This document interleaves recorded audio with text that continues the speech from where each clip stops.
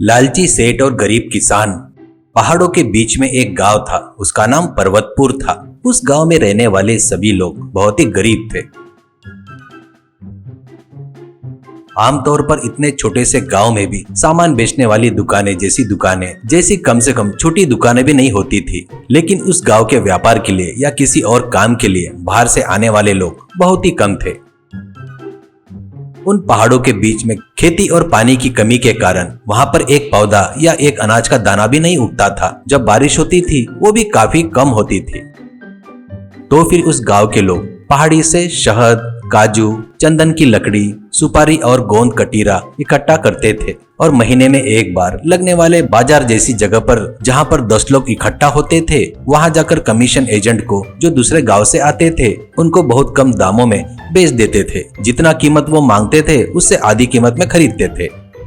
वो पास के गांव में जाकर अनाज और दाल उसी पैसे से खरीद कर लाते थे और पकाकर खाते थे। उस गांव में झोपड़ियों के अलावा एक घर भी पक्का घर नहीं था। उस गांव की परिस्थिति जानकर नंदलाल जैन नाम का एक व्यापारी यह सोचकर उस गांव में आया कि अगर मैं इस गांव में किराना दुकान खोलता हूं तो गांव के लोग पास के गांव में जाने की बजाय मेरी दुकान में खरीदेंगे।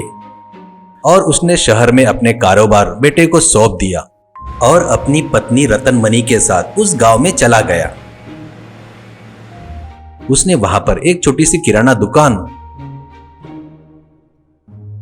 और उसके पीछे रहने के लिए एक छोटा सा घर बनवाया।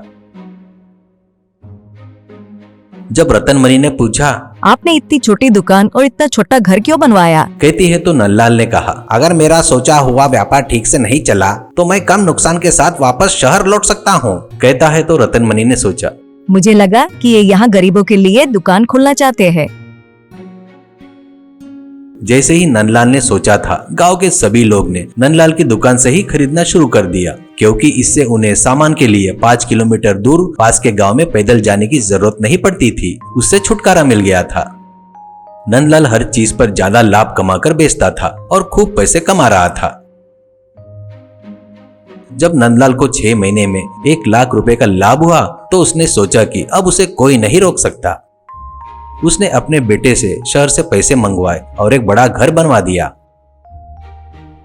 नंदलाल ने अपनी पत्नी से कहा, देखा मेरा कारोबार कैसे चल रहा है, मैं तो रेगिस्तान में भी सेब उगा सकता हूँ। ऐसा कहता है तो रतनमणि ने कहा, हमारे कारोबार में क्या रखा है जी, जो कुछ भी चलता है इन लोगों की वजह से चलता है। वैसे भी आप कृपया करके इन लोगों को थोड़ा कम दाम में बेचिए, बेचारे उनके लिए तो 2 वक्त का खाना ही मिलना मुश्किल है। ऐसा कहती है तो नंदलाल ने कहा, लो आ गई महान बनने की देवी। तुम्हें पता है या नहीं, मैं इनके साथ ब्याज का व्यापार भी शुरू करने जा रहा हूँ। ऐसा बोलकर नंदलाल ने गांव वालों को बुलाकर कर्जा देना शुरू कर दिया और ब्याज पर ब्याज लगाकर और भी अधिक कमाने लगा।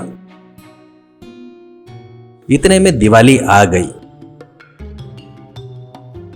नंदलाल अपनी पत्नी के साथ अनार, फटाका, फुलझड़ी, रॉकेट, बम ऐसे फटाके जला रहा था।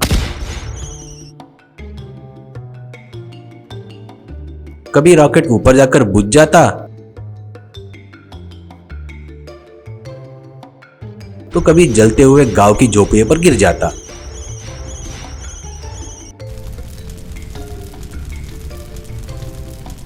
रतनमणि ने उन्हें चेतावनी दी, अरे अभी बस करो, उन रॉकेट को छोड़ना बंद करो। ऐसा कहती है। लेकिन नंदलाल पागल हो गया था और रॉकेट छोड़ता रहा। यह देखकर रतनमणि आंसू बहाने लगी। नंदलाल ने घर के सामने एक छोटी सी टेबल लगाई, उस पर पैसे का बंडल रखे और पत्नी से कहा, अब देखना लोग कर्जे के लिए लाइन लगाएंगे। ऐसा कहता है।